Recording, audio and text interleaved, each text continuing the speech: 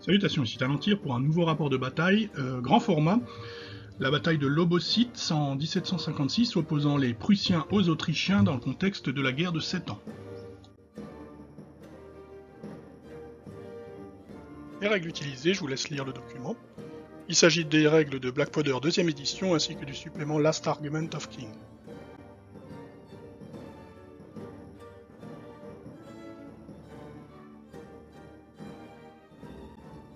Les équipes ont été tirées au sort, l'armée prussienne sera donc commandée par Sylvain et Jean-Charles.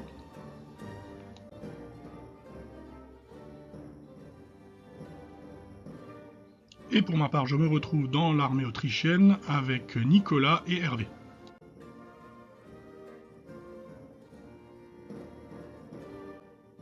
Les deux équipes reçoivent 7 petites cartes plastifiées ainsi que des feutres effaçables pour pouvoir écrire dessus et elles partent en salles séparées pour préparer le déploiement et discuter du plan de bataille.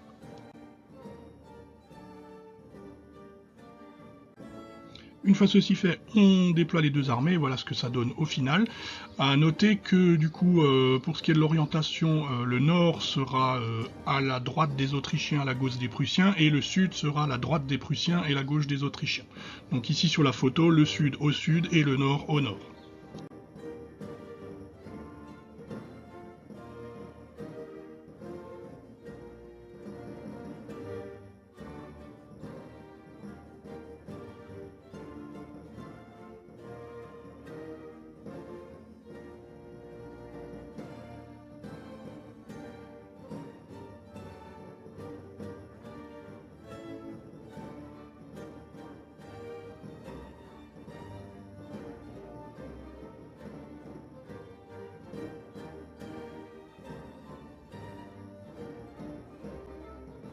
Nos adversaires prussiens obtiennent le premier tour et se mettent en route. Sur la colline devant Radowitz, ils ont placé Frédéric II qui observe la disposition des troupes ennemies à n'en pas douter.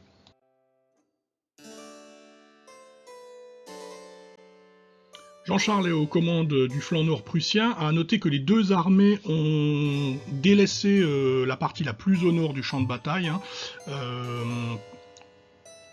Il y avait un bras de l'Elbe qui isole une partie du champ de bataille que nous aurions pu utiliser avec des troupes qui auraient été à l'abri de toute menace autre que des tirs. On aurait pu y mettre de l'artillerie, typiquement, mais on l'a pas fait parce qu'on pensait qu'il risquait de mettre personne devant et que ces unités auraient été inutiles. Visiblement, ils y ont pensé puisqu'ils n'ont rien mis, mais du coup, nous, on n'a rien mis non plus. Alors le flanc extrême nord est vide. Du coup, Jean-Charles lance les ordres pour faire avancer la grande division Brunswick le long du Loboschberg vers l'avant, mais il n'y arrive pas. Et en face de lui, nous avons donc Hervé qui doit défendre Lobositz, que nous avons donc considéré comme étant notre point d'ancrage réel du flanc droit, avec cependant des effectifs assez faibles.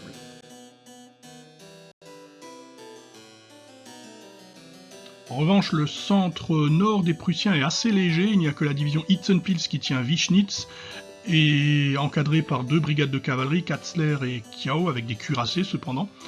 Malheureusement, Jean-Charles rate son ordre et ça ne bouge pas.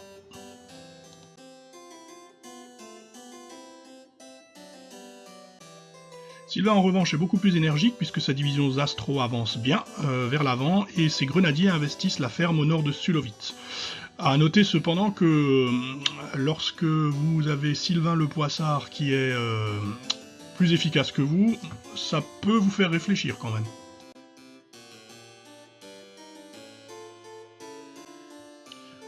Tous les canons prussiens ont été rassemblés sur la colline au sud, et donc sous la supervision de Sylvain, ils ouvrent le feu.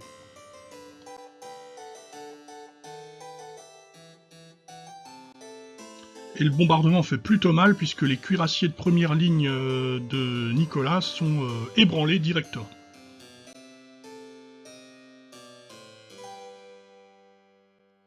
A noter que le flanc sud, donc au sud de Sulowitz, est notre flanc faible. En face, les Prussiens ont mis quasiment tout le reste de leur cavalerie. Il y a également, venant des collines, 2 brigades d'infanterie, donc Zastro qui est déjà devant, et derrière von Bevern qui est prêt à suivre. Et de notre côté, donc, on a investi le village de Sulowitz avec notre infanterie en pléthore au centre, mais qui ne bouge pas parce qu'on rate les ordres.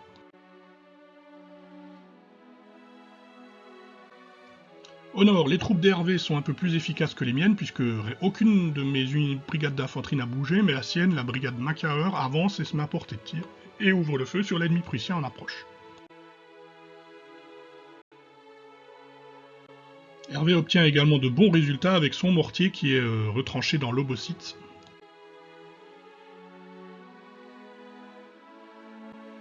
Et notamment l'un des bataillons de Jean-Charles dans la division Brunswick subit de lourdes pertes. Du coup, Frédéric de galope au centre pour s'enterrir de pourquoi est-ce que ça ne bouge pas dans ce secteur.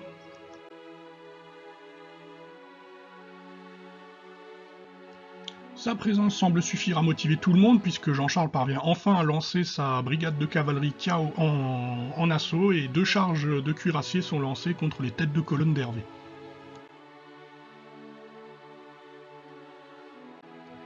Malheureusement, et comme ça sera le cas pour pratiquement toute sa partie, Jean-Charles n'a pas de chance au dé, et sa charge est désorganisée par le tir de contre-charge, et vient ensuite s'écraser sur les régiments bien en place de Hervé et sont repoussés.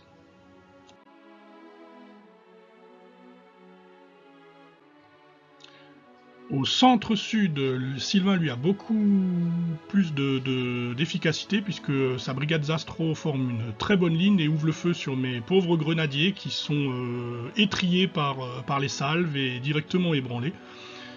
Ça augure mal.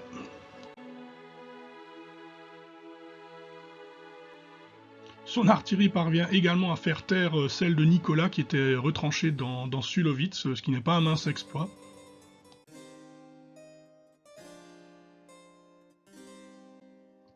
Et il n'a pas encore fait tirer tous ses canons, puisqu'il parvient encore, avec l'autre moitié, à dérouter définitivement le régiment de cuirassiers Armspar, qui était déjà au seuil de la déroute.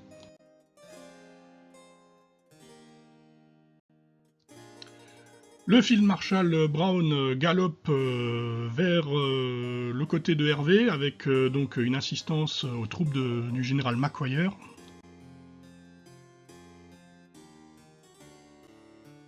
Et moi de mon côté, j'arrive enfin à faire déplacer mon énorme môle d'infanterie, assez impressionnant, que j'ai placé sur 2 lignes et qui donc fait un mouvement vers l'avant et ouvre le feu sur l'ennemi.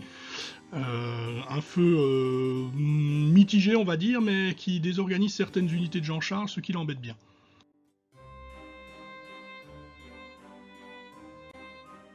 Je vais continuer sur ma lancée puisque j'arrive également à caser une charge de 2 bataillons de grenadiers contre la ferme au nord de Sulowitz, mais les grenadiers prussiens me repoussent.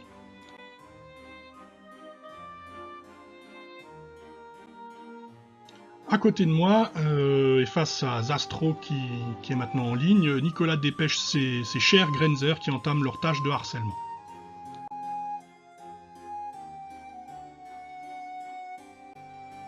A noter que comme nous jouions sur une table de 1m20 et non pas 1m50, comme par exemple sur les derniers grands formats, on s'est donné la possibilité de garder des troupes hors du champ de bataille, mais en pouvant les rentrer immédiatement au tour 1. On a oublié. Du coup, là, je fais rentrer ma division de cavalerie Lobkowitz, qui aura un rôle à jouer plus tard.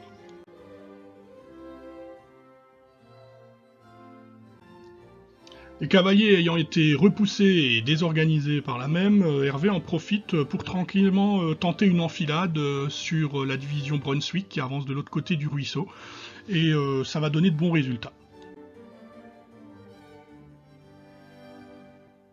Pendant ce temps-là, Jean-Charles fait un ralliement sur sa brigade Katzler pour rallier ses cuirassiers. Mais moi de mon côté, je compte bien pousser mon avantage avec ma grande brigade Krotendorf et je continue de tirer dessus pour continuer à les désorganiser et les rendre inutiles.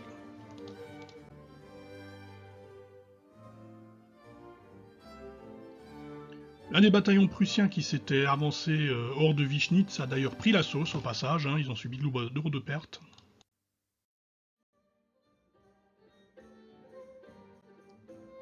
Jean-Charles a donc sorti sa division Hitzenpils pour former une ligne, mais ils sont 3 bataillons contre plus d'une quinzaine, je crois, en face. Donc ça va être compliqué, ils sont en sacrée infériorité numérique. Hein.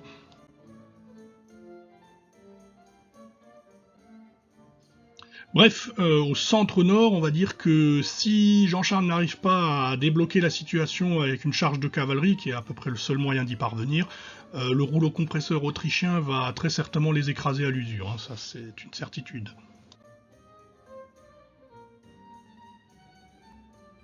Sur le flanc sud, par contre, ça va être un peu plus compliqué puisque c'est un flanc où on est un peu plus faible, surtout tout au sud. Sylvain a l'air aussi un petit peu plus en réussite. Malheureusement, il a des réussites variables selon les brigades. Il n'arrive pas à coordonner une attaque générale. Il n'y a que Zastro qui est monté à l'attaque finalement. Et von Bevern avance très doucement le long du Wolfsenberg. Donc bon. Quant à la cavalerie de Schwerin et Katte, elle a bien réussi à lancer une attaque, mais elle a été repoussée in extremis par l'arrivée de la brigade d'infanterie Wolfensdorf qui arrivait en renfort. Du coup, Nicolas, lui, ce qu'il a fait, c'est qu'il a reculé sa cavalerie en infériorité numérique et qui a déjà perdu un bataillon de cuirassés, un régiment de cuirassés, et il l'a fait passer en seconde ligne en espérant la préserver.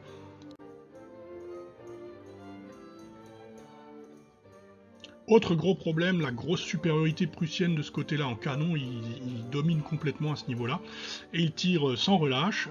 Frédéric II est également du coup occupé au nord, et la réserve d'infanterie prussienne, du coup, visiblement n'a pas l'air pressée d'avancer au combat, et ça bouge très doucement.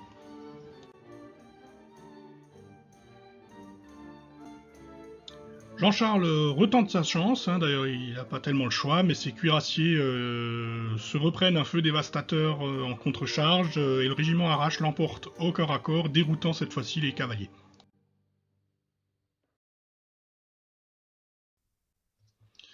Au centre-sud, donc, le général Zastro, qui commence vivement à se sentir seul, envoie un bataillon en renfort pour soutenir les grenadiers qui défendent la ferme, hein, chargeant de ce fait le flanc de mes grenadiers qui étaient en attaque.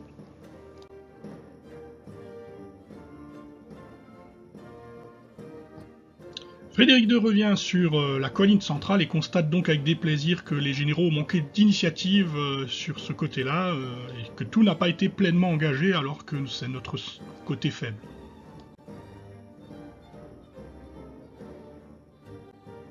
On passe un peu au nord où les troupes de Brunswick sont enfin parvenues devant Lobositz où ils font face à la petite brigade Peroni qui est donc en défense.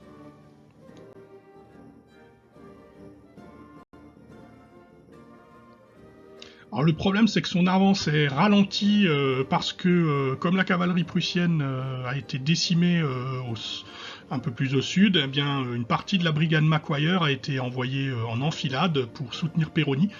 Et donc Jean-Charles est obligé d'envoyer des bataillons pour essayer de gérer cette menace et malheureusement il y a un canot autrichien survolté qui se trouve à cet endroit-là, une artillerie régimentaire qui repousse les assauts ennemis avec force mitraille.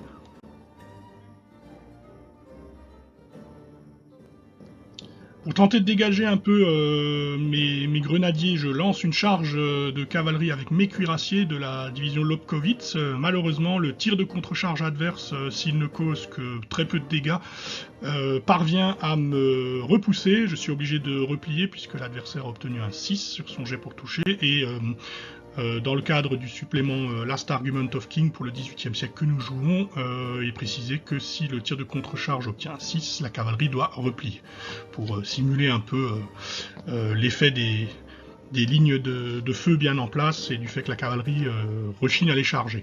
Donc c'est ce qui s'est passé ici.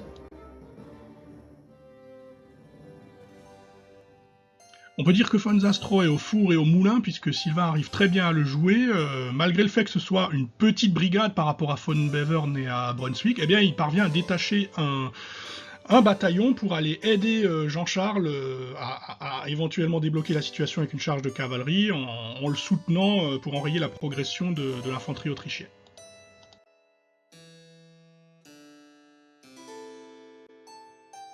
Sylvain parvient enfin à lancer une charge de cavalerie générale au sud. Donc lui dispose quasiment que de cavalerie légère ou moyenne, un dragon ou hussard.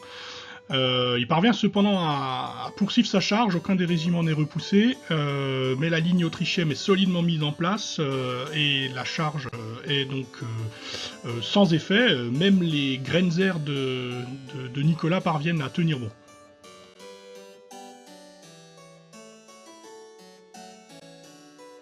Entre-temps, la première ligne de von Bevern est enfin arrivée à portée de mousquet.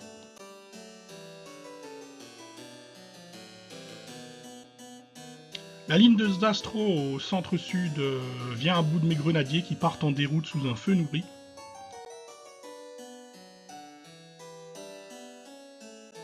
Et idem pour le bataillon qu'il a envoyé au centre, qui ébranle donc le premier de la ligne Wolfenbüttel, qui doit replier en désordre.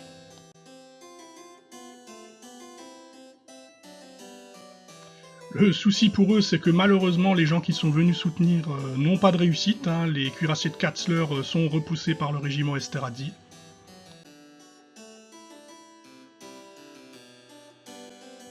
Plus au nord, la division Kiao a sauté, ce qui permet donc à Hervé de continuer son attaque, et la cavalerie autrichienne peut se jeter dans la mêlée sans opposition en chargeant la ligne prussienne.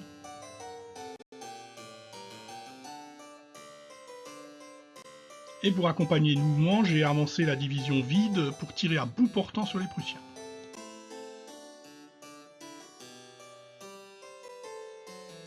Résultat, l'un des bataillons devant Wischnitz est dérouté.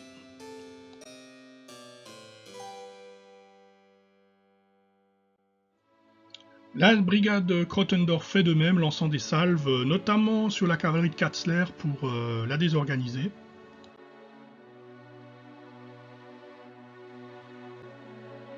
Au centre-sud, mes grenadiers ont survécu à la charge de flanc et se sont retournés, tandis que je fais charger mes hussards qui parviennent à coller une charge sur la ligne de feu arrière de Zastrow.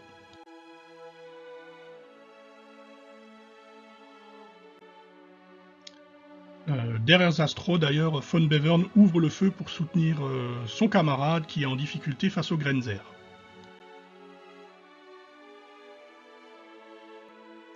Malheureusement, c'est un peu tard, puisqu'un des bataillons de Zastrow finit par dérouter sous la pression des 10 Grenzer.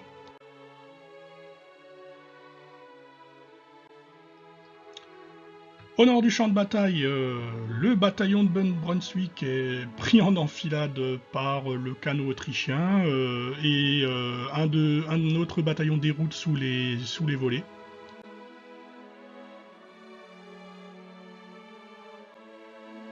Un peu plus loin au nord, les vaillants défenseurs de Lobositz repoussent les assaillants et mettent un second bataillon en déroute. La division Brunswick commence à subir vraiment beaucoup de dégâts là.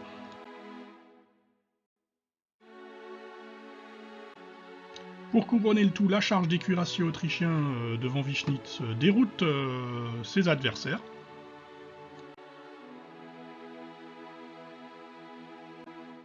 La vaillante division Zastrow, qui soutient l'essentiel de l'attaque depuis le début, est en train visiblement de craquer, puisque mes hussards, dans leur charge, parviennent à mettre le régiment Kleitz en déroute.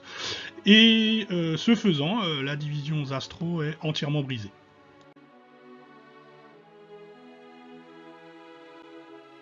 Je décide cependant de ne pas faire de percée, il y a encore un peu trop de bataillons de Prussiens devant, et je fais replier mes hussards.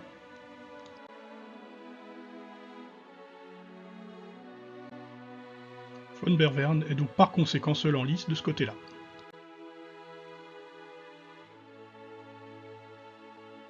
Pendant ce temps, au centre-nord, notre masse d'infanterie commence à peser.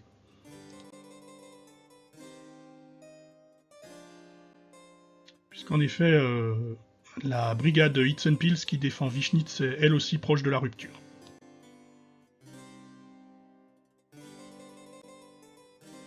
Et non loin, pour continuer dans le domino que représente désormais la brigade Brunswick, un autre bataillon est dérouté par les audacieux artilleurs autrichiens.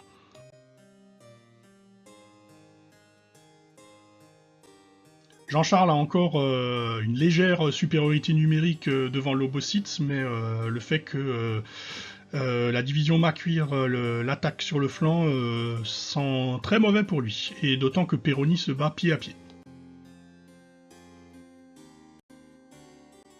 On retourne au sud, où l'artillerie de von Moller fait de son mieux.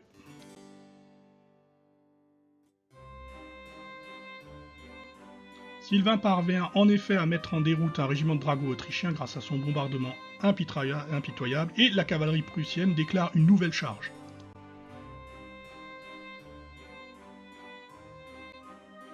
Frédéric est venu assister von Bevern et le presse d'envoyer plus de troupes vers l'avant.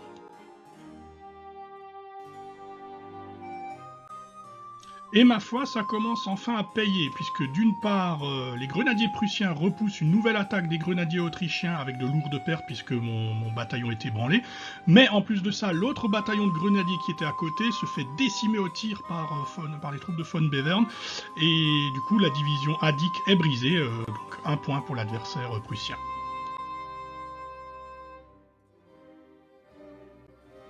Au centre-nord, devant Wischnitz, Jean-Charles parvient enfin à se débarrasser des cuirassiers autrichiens au tir.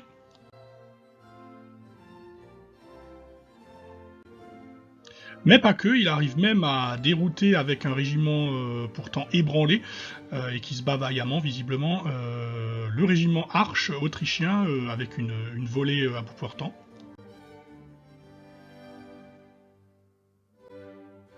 Et enfin, tout au sud, la charge de cavalerie groupée des dragons de Bayreuth perce enfin les lignes autrichiennes. Le premier bataillon de Collorat est renversé. Et il entraîne la panique de la seconde ligne qui fuit à son tour, provoquant un énorme trou dans la brigade Wolfensdorf, dans laquelle la cavalerie va pouvoir s'engouffrer.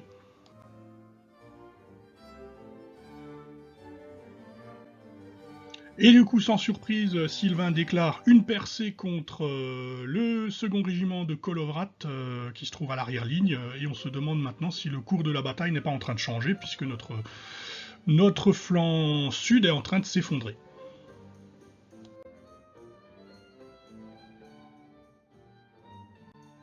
Mais on peut toujours compter sur la poisse légendaire de ce pauvre Sylvain, qui lui a fait un magnifique ascenseur émotionnel. Il tenait la victoire, et les dés l'abandonnent complètement lors de ce combat qui se déroule pourtant contre un ennemi pris de flanc.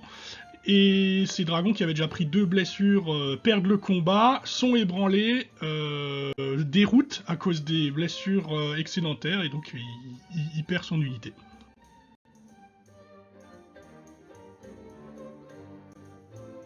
Et un malheur n'arrivant jamais seul, les dragons qui se battaient un peu plus loin contre la première ligne, eux perdent le combat également et s'enfuient déroutés. La division Kate est entièrement brisée, et c'est en fait Sylvain qui perd sa brigade, alors que finalement Wolfensdorf tient d'un cheveu.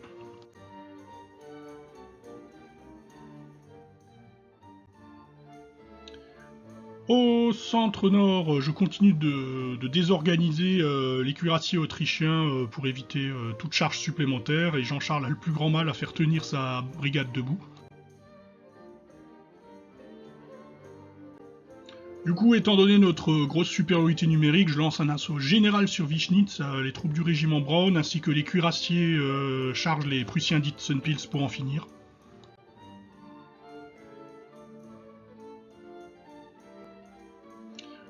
Ce faisant, Jean-Charles n'a plus de réserve et ne peut pas empêcher Macuir de continuer à déborder Brunswick sur sa droite.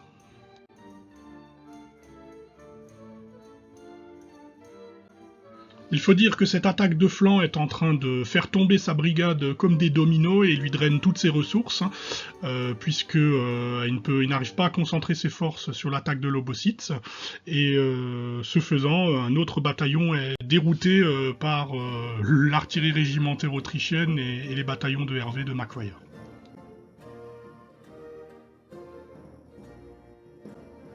Hervé lance même une charge de hussards sur la ligne de Brunswick, mais elle est repoussée.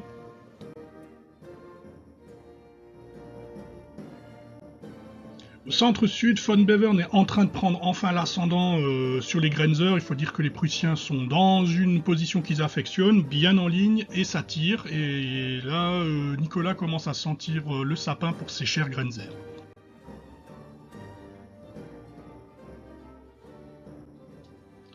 Mais je me décide à lancer une nouvelle charge avec le général Lobkowitz lui-même qui fait un ordre « Suivez-moi ». à la tête d'une charge de cuirassiers qui passe, et donc je charge tête la première dans la masse formée par l'infanterie prussienne de von Bevern.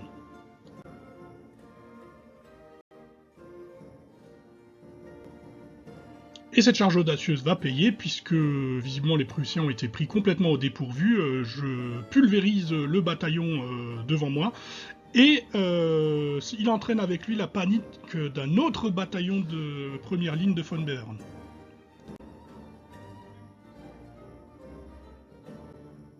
C'est déjà vraiment pas de chance pour Sylvain d'avoir raté un test de panique pour son unité en soutien, mais c'est pas fini puisque je fais une percée, je culbute la deuxième ligne avec mes cuirassiers, je remporte à nouveau le combat, je déroute de nouveau l'unité que je combattais, et en plus de ça, Sylvain rate une deuxième fois un test de panique pour les soutiens, et un autre régiment saute, provoquant ce faisant la déconfiture de toute la brigade von Bevern d'un coup avec une seule charge de cavalerie. Je dois admettre que le move était osé, mais c'était assez magnifique, hein, il faut le dire. Mais bon, la probabilité qu'il rate autant de jets de panique était quand même assez faible. C'est du Sylvain, hein. Bravo à lui dans la malmoule, hein. Il a atteint des sommets, hein. Bon, c'est vraiment pas de chance pour lui, mais bon, bref, c'était beau cependant, une charge de cavalerie décisive.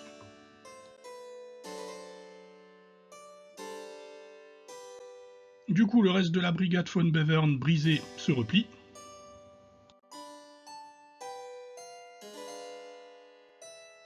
Au centre, la poussée autrichienne est désormais intenable pour les Prussiens. La cavalerie de Katzler est toujours sur la défensive et n'a plus de soutien d'infanterie désormais.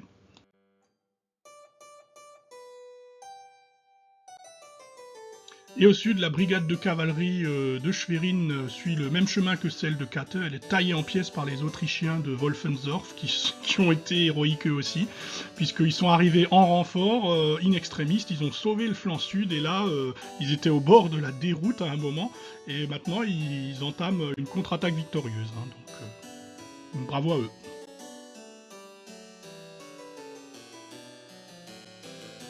Donc, parti comme c'est, ma percée de cuirassiers est en train de poursuivre les fuyards, et le roi Frédéric est dans le prolongement de leur chemin, et donc en grand danger d'être capturé. C'est donc un très bon moment pour sonner la retraite, hein, puisqu'on fait les comptes, et la victoire autrichienne pour le coup est totale, hein. Le Feldmarschall Braun est maître du terrain, et il a remporté une brillante victoire, puisque les Prussiens ont perdu 6 divisions, hein, Schwerin, Katte, Brunswick, Zastrow, Katzler et von Bevern, hein, dont notamment les 2 énormes divisions d'infanterie. Les Autrichiens, eux, n'auront perdu que Hadik et Löwenstein. C'est donc une victoire 6-2 pour l'armée impériale, assez étonnante, mine de rien. Super partie, comme d'habitude. On commence à être habitué au système, ça se voit, hein, on n'a passé pratiquement aucun moment dans le bouquin, on l'a sorti juste une fois dans la partie, et ça se voit parce que ça va de plus en plus vite, hein. Déjà la dernière fois ça avait pris beaucoup moins de temps que d'habitude, on avait terminé à 21h alors que d'habitude on terminait à 23h30 par là. Là c'est juste du jamais vu, hein. Bon, c'est sans doute dû à la poisse incroyable de Jean-Charles surtout, hein, puisque c'était même pas tellement Sylvain c'était plus sur la fin, mais Jean-Charles a été poisseux pratiquement toute la bataille, c'est dommage pour lui. Et à l'inverse, chez nous, Hervé était complètement survolté, hein. Son canon sur la droite, je sais pas combien de bataillons il a détruit, mais c'était juste incroyable. Donc voilà, ça a précipité sans doute la fin de la partie, mais on a joué en gros 4 heures. J'ai passé 8 heures à préparer la partie, on a joué 4 heures. Donc voilà. Mais malgré tout, comme d'habitude, à Blackwater, ça marche bien, hein. C'est débutant friendly, ça va vite, c'est fluide, il n'y a rien à dire. Mais peut-être que la prochaine fois, je testerai quand même un autre système où je reverrai l'organisation pour ralentir un petit peu, parce que notre créneau horaire qu'on avait prévu, c'était quand même un bout de la matinée, l'après-midi entière et la soirée. Bon, si le jeu se termine au bout de 4 heures de partie effective, c'est un peu dommage, donc on va peut-être essayer un autre système, histoire de voir d'autres horizons, ou tout simplement essayer de voir si ça peut être peut-être plus immersif, et en même temps prendre juste un poil plus. Alors pas trop quand même, hein. Faut pas que ce soit un système trop compliqué, hein. Faut que ça reste accessible. Mais quand même, là, c'est allé vachement vite, hein. Mais bon, dans son genre, hein, y a rien à dire, un Black Powder efficace, hein, surtout pour cette période, hein. Je trouve qu'il est très très bon pour cette période. Alors en termes de partie, je pense qu'on a fait un déploiement plus ou moins sans risque, hein, on s'est bien servi du terrain. Les Prussiens avaient l'avantage au niveau des collines, hein, ils avaient des bien meilleures possibilités de placement pour leur artillerie, hein. D'ailleurs, ils ont tout rassemblé sur la colline au sud. Ça a bien marché, leur artillerie a été super efficace. Par contre, c'est vrai que nous, on avait la chance d'avoir des bois et des villes, deux villages, pardon, qui nous ont permis d'ancrer en fait notre position défensive. Et surtout, ce qui se passe, c'est qu'en fait, on ouvre le centre adverse au final, puisque nos adversaires ont mis beaucoup sur les ailes, nord-sud, et au centre, il n'y avait pas grand-chose, alors que nous, on avait bourré au centre, hein. On a vraiment fait un fer de lance. J'avais l'essentiel de l'infanterie autrichienne, j'avais 3 brigades, hein, plus encore celle de Hervé qui était à cheval sur le centre et le flanc. Au final, ça faisait une masse d'infanterie énorme, qui était opposée à très peu de choses, hein, finalement. Il aurait fallu que les cuirassiers puissent charger dans de bonnes conditions et remporter la victoire pour pouvoir renverser cette masse d'infanterie. Donc là-dessus, on était assez safe. Par contre, sur les ailes, c'était beaucoup plus disputé. À un moment donné, ça a quand même failli sauter, surtout au sud, hein, où Nicolas était vraiment sous le matraquage de l'artillerie. Et à un moment donné, donc les charges répétées de Sylvain ont fini par payer à un moment, ça a failli se renverser, mais il a été sauvé par sa division d'infanterie de réserve, et au final, on tient le coup, quoi. Voilà, donc en tout cas, super partie, comme d'habitude, hein, jouer à Black Powder, c'est très bien. Voilà.